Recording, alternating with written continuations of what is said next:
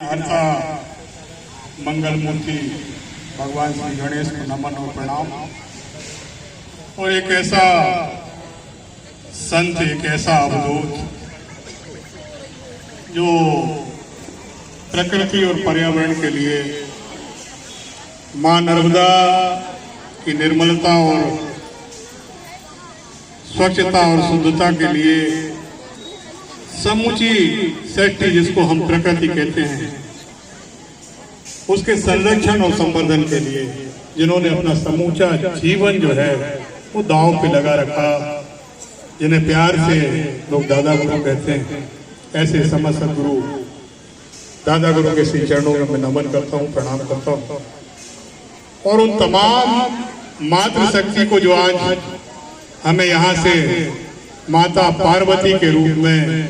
माता गौरा के रूप में जो दृष्टिगोचर हो रही है, उन तमाम मातृशक्ति को मैं नमन और प्रणाम करता हूँ। प्रकृति पर्यावरण के संरक्षण संवर्धन की उस मूल भावना को आत्मसात करते हुए समस्त सदगुरु भैया जी सरकार का सिर्फ जबलपुर में नहीं, समूचे देश में एक आंदोलन छेड़ रखा है कि हमारे तीज त्योहार, हमारे पर्व, हमारे उत्सव ये कैसे मनाए जाए। आज हम देखते हैं कि जब एक एक नगर में तो लाखों गणपति बप्पा की मूर्तियां, प्रत्येक घर में गणपति पूजन होता और हम मूर्ति पूजा में, और उसके बाद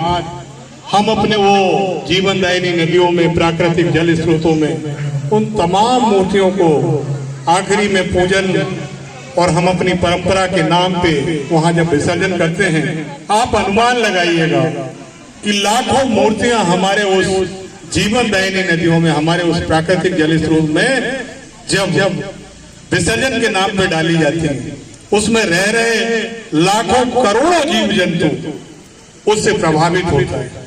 हमारे प्राकृतिक जल स्रोत प्रभावित होते हैं। धर्म के नाम पे उस दिशा को परिवर्तित करते हुए, उसमें थोड़ा सा सुधार करते हुए समस्त सदगुरु भैया जी सरकार की वो प्रेरणा थी जो आज पूरे मध्य भारत में एक आदर्श के नाम पे स्थापित थे। जैसे माता गौरा ने कभी किसी युग काल परिस्थिति में अपने देह की उपटन से एक पुतले का निर्माण किया और उसमें प्राण फूके, आज ठीक वैसे ही हमारे उपनगरीय क्षेत्र राज्य की वो मातृशक्तियों ने, जिन्होंने माता गौरा के उस चरित्र को आत्मसात करते हुए, माता पार्वती के चरित्र को आत्मसात करते हुए बहुत भाव के साथ गौमय से ये गौर गणेश का निर्माण किया, और बहुत भक्ति भाव के साथ हम यहाँ से सरों में ठान लेके उसी आस्था और विश्वास के साथ, जैसे माता गौरा ने कभी गणेश जी का निर्माण किया, प्रकट किया उन्हें, आज उसी भक्ति भाव से हमारी पूरी मातृशक्ति समस्त सदगुरु दादा गुरु सरकार के पावन सानिध्य में यहाँ से गोकलपुर तालाब के लिए प्रस्थान करेंगे। एक और बात मैं कहना चाहूंगा, मैं हमेशा दादा गुरु के श्रीमुख से सुनता हूँ और फिर आपस अपने मन में उसका चिंतन करता हूँ कि ये जो विसर्जन की परंपरा है, ये मुझे लगता है ये हमारी परंपरा नहीं है, ये शास्त्र में यह विधि सम्मत परंपरा नहीं है। हम अपने आराध्य का, अपने इष्ट का, अपने देव का विसर्जन कैसे कर सकते हैं भला? वो गणपति जो हर मांगलिक कार्यक्रमों में, हमारे पूजन पाठ में, हमारे घर में, हमारी आरती में सबसे पहले जिन्हें याद किया जाता है, वो सृजन के केंद्र हो सकते हैं, उनसे सृजन प्रारंभ हो सकता है, लेकिन विसर्जन नहीं हो सकता है। ये दादा गुरु कि वो आशीर्वचन में जब कभी भाव के साथ वो कहते हैं और हम लोग उसको श्रवण करते हैं, तो मुझे लगता है कि धर्म को जिस विकृत अवस्था में खड़ा कर दिया गया है, आज हमारे घरों में जब पूजन पाठ होता है, मांगलिक कार्यक्रम होते हैं, शादी विवाह होते हैं, हमारे घर का उद्घाटन होता है, हमारी दुकानों का उद्घाटन होता है, या कोई शुभ कार्य होता है, तो सबसे पहले हम उस पे, क्योंकि हमारे घर का कार्यक्रम है, तो फिर हम गौर गणेश शास्त्र संगत विधि सम्मत मानते हैं। लेकिन ये चिंतन का विषय है कि वास्तव में जब वो गणपति बप्पा का प्रकटोत्सव होता है, तो उस समय हम सारे लोग आर्टिफिशियल हो जाते हैं।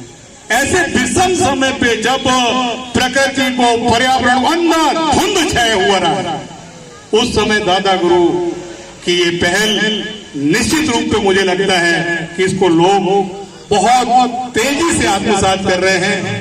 और ये पीढ़ियों के लिए सुखद रहेगा। हमारे तीज त्योहार, हमारे पर्व, हमारे उत्सव हमेशा से उस भविष्य की सुखद कामना से हम मनाते हैं और मुझे लगता है ये पर्व भी हमारे आने वाली पीढ़ियों के लिए आदर्श को स्थापित करेगा ही, उनके जीवन में एक सुखद अनुभूति होगी। आप सब परंपरागत जैसे पिछले एक दशक से समस्त सदगुरु भैया जी सरकार के पावन सानिध्य में हम तमाम लोग मातृशक्ति मिलके चल रहे हैं, वैसा आपने आज फिर इस गणपति उत्सव में यहाँ पर पहुंचे और दादा गुरु के सानिध्य में हम गणपति उत्सव मना रहे हैं। आप सब लोगों को ढेर सारा धन्यवाद। राजेंद्र, बहुत बहुत